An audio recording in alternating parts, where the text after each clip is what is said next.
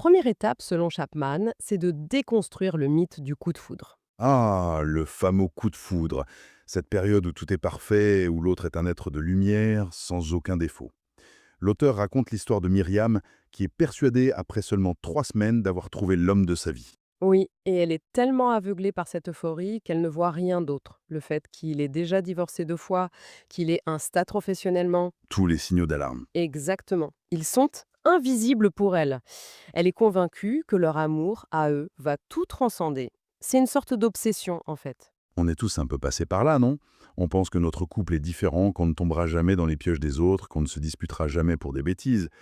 Mais ce que l'auteur explique, et c'est assez brutal, c'est que ce sentiment n'est pas fait pour durer. C'est une phase biochimique, en quelque sorte.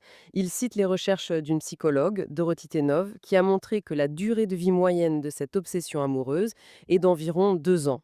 Après, on atterrit. Et heureusement, finalement, Chapman prend des exemples qui font sourire. Si on restait tous dans cet état second en permanence, la société ne fonctionnerait plus. Bah non, L'étudiant amoureux voit ses notes s'effondrer. L'employé n'arrive plus à se concentrer. C'est une phase intense, mais pas viable sur le long terme, quoi. c'est une sorte de starter. Un starter conçu pour créer un lien assez fort, pour qu'on ait envie de construire quelque chose ensemble.